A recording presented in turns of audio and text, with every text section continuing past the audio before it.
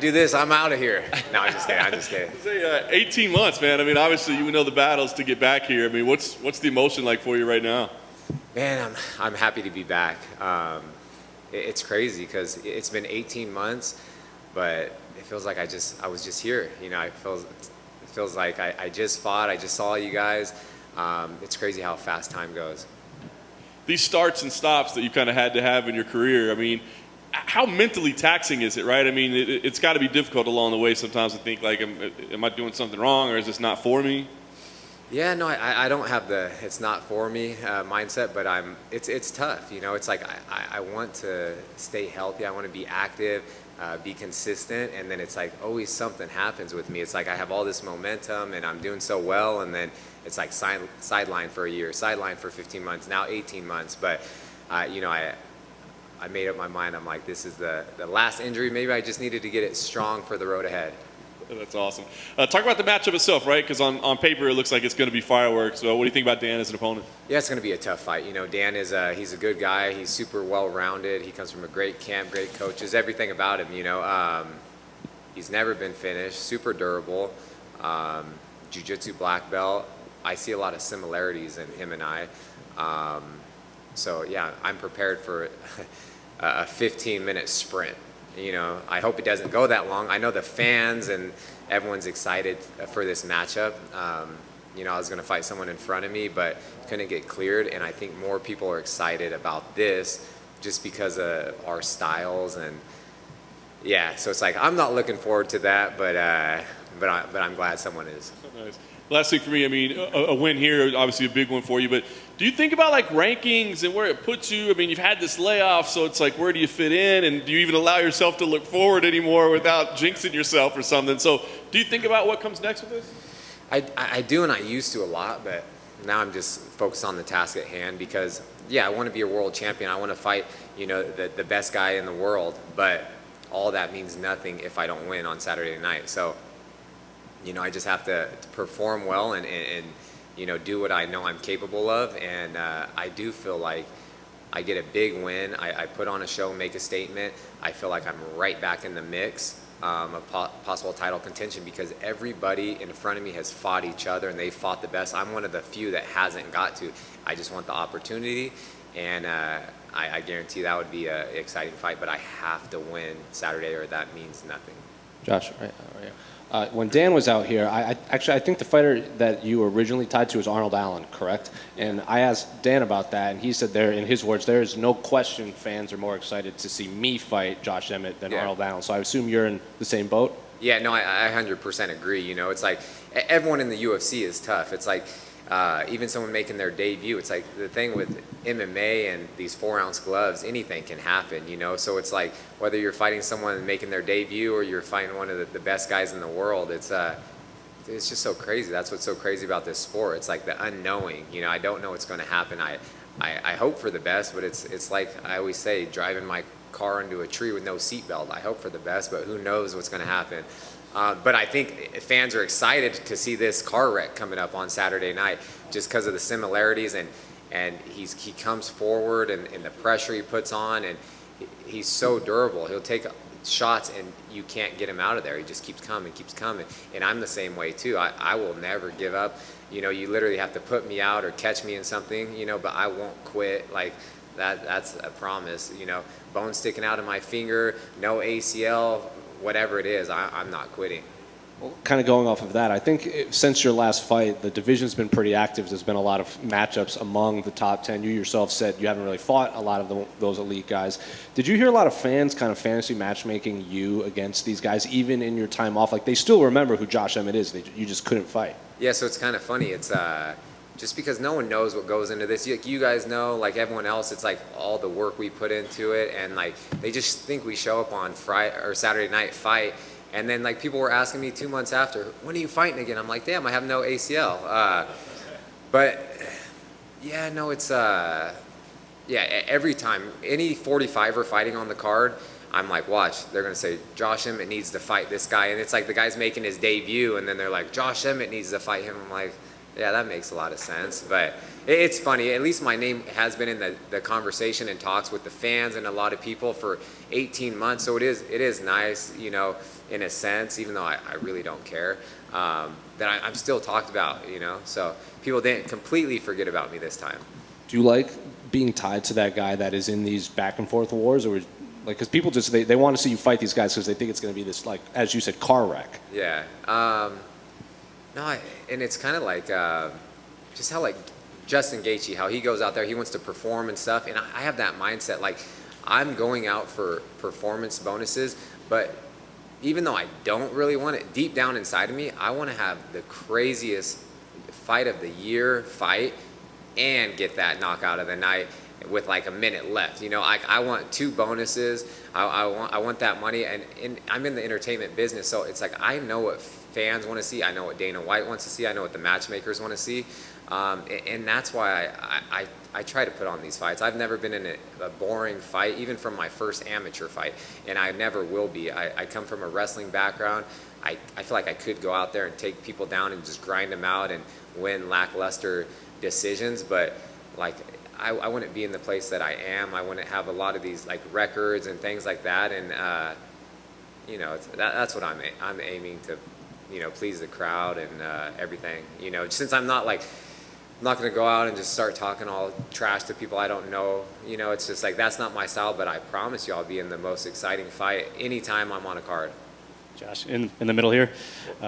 So maybe I just missed it, but you have a nickname, which is the Fighting Falmer, right? And that's an Elder Scrolls reference, kind of. Tell me a little bit about this. No, so this is when, so on Reddit, you know, I've done a few of the AMA, you know, interviews on Reddit, and a lot of the people, they're like, what name haven't I heard of? Like, people think, like Powder, like Falmers, I look like Baraka, Voldemort, like, you know, it's like all these, I can just go on and on. It's really funny, you know, but so yeah, it was just like, you know, the Reddit crowd is just crazy. So I was doing this charity event for a children's hospital and trying to raise money. That's not my nickname, but because they talk about that so much, I said, if I can raise over this certain amount, I would walk out as the Fighting Falmer, or I'd be announced as him, you know. But they did not reach that goal, and so yeah, that's not my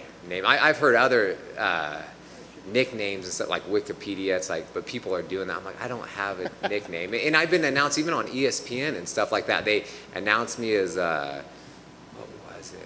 I don't know. It was like just something weird. I was like, oh my god, they put that on Fox or ESPN, whatever it was at the time. I'm like, I don't have a nickname. So you're not much of a gamer then? I used to be, but just not now. You know, I like if I get on like Call of Duty or start doing something like that, like, yeah, I probably won't be training because I'll be sleeping. You know, it'll be 5 a.m. and I'm like, oh shit, I haven't slept. I got to be here in, you know, an hour. So yeah, not anymore. I used to be a big gamer, but now I'm all about. I've been diving deep into the crypto space and NFTs, and man, that took me down the rabbit hole. And that's one of the things I appreciate with having this injury. Like, I put hundreds of hours into the whole space and just educating myself on it, and you know, it's been fun. All right, best of luck, Josh. Thank you. Do you know what a Falmer is? Yeah, I know exactly what the little character is, and yeah. Does he look like me? Yeah. They're blind goblins. Yeah, they look like, yeah, almost like Golem too. People say I look like Golem too. You know, it's a little bit of anything. So. Hey, Josh. Or orcs. Yeah, that was another thing. If they raised enough money, I was gonna come out as like an orc, and then the Fighting Falmer was like the biggest one, but they were just shy of all of them. So it would have been fun though. Yes, back here. So as stated, you've had a lot of bad luck with injuries and layoffs and things like that. Has it been at times hard to stay motivated? And if so, what has been the factor that's been driving you back and keeping you motivated? Yeah, it's man, a lot of it's family. Like, to me, like what I'm trying to achieve and accomplish, and just set my family up and help my friends and family and coaches and everyone that invests in me and believes in me. You know, I want to do well, because the better I do, then the better they're all going to do as well. Just, you know, I have a close circle that I've had for, you know, most of my life, and I have a bunch of high school friends that, you know, I just have a tight circle and everything like that. So yeah, that motivates me. And you know, even going back to I just talked about in my fighter meeting. I haven't talked about this, but 2020 was tough for a lot of people, and you know, I lost my older brother and my grandpa, and just like the pain and the sorrow, like the pain I felt, it was just something different. And I'm sorry, but even just my mom, it was the pain just motivated me. Like when I didn't want to get up and I was hurt, and yeah, it was tough. So I funneled that into somewhat positive energy, and it motivated the hell out of me. So this fight means something so big to me, and yeah. So. Going through loss last year, a lot of people did. How did you find your way through that? Man, just like what I was going through with the knee injury, it's like, that's nothing that, you know, even my older brother, he went through his whole life, a lot of mental illness, addiction, you know, even my father, I lost him 10 years ago. It's like, yeah, so I think I'm going to fight someone in a controlled setting, and, you know, it's like, I'm not scared of it. I'm not scared of anything. Like, you know, the only thing is the loss. I'm scared to lose. That's the only thing that scares me. But, yeah, you just got to keep moving forward. You got to realize life is too short. Time goes by too fast. So I'm like, if you like been thinking about someone, or, you know, they're on your mind, just reach out to them. Say hi, say I love you, you know, just let them know. On a lighter side, are you a Bitcoin maxi or an altcoin degen? I'm all about it, you know. Yeah, definitely in Bitcoin and yeah, altcoin degen. You know, I've been diving deep into it, and you know, I'm managed by Vayner Sports, and just from knowing like Gary Vee talking about a lot of stuff, and his brother AJ, and you know, I was into crypto when they were launching or he was launching his V Friends, and I had the opportunity to get in. I didn't understand NFTs at the time, back in March and April, and you know, after I saw how, you know, just like the utility and everything behind them, I like looked into that, did all my research, and then just have regrets about that. But I'm in now, so I'm looking to flip my way up to a V Friend. Are you going to make your own crypto punk for you? No, I don't know. We'll see. Like I've thought about things in the past, but yeah, we just have to create something really good for the community, and have good utilities, just kind of like a lot of these blue chip NFTs and stuff like that. But you never know. I need some yeah, I need some help with that, some of the developers and people to help me out with that down the road. Cool. Josh, you always bring it. You're rarely in a boring fight, but even with your time away, fan favorite, so it's already like the icing on the cake. Is there even more icing on the icing that you get that main event preliminary billing, and we'll get that ESPN2 and ESPN Plus exposure coming back? Yeah, I guess that's a good thing. Like in my mind, I've always wanted to fight on a main card of a pay-per-view. I still haven't yet. So I wanted to fight, you know, this is the biggest card of the year. I wanted to, you know, be on the pay-per-view, and happy to have the fans back. But then just knowing that the UFC, at least they see a lot of conviction in Ige and I, that, you know, we're going to put on a hell of a fight. It's going to be entertaining. So they're kind of using us to hopefully get more people to buy the pay-per-view. And more people are going to see it. You know, if you talk about from like a viewership standpoint, there's going to be so much more eyes, I think, on our fight than if I was maybe opening the pay-per-view. You know, I'm not sure. I think the Poirier Oliveira, they'll do good numbers. You know, so it is good that, you know, I hope I can put on a spectacular performance and get a huge win, and yeah. So it is nice to be on that headlining the prelims. Sounds good, my man. And just in case, one day maybe do one for charity where you do all the nicknames, and you could be Voldemort the fighting Baraka, or something. I like it. Maybe we'll try that. Thanks, man. We'll try Good luck. that soon. Thank you, bud. Thank you.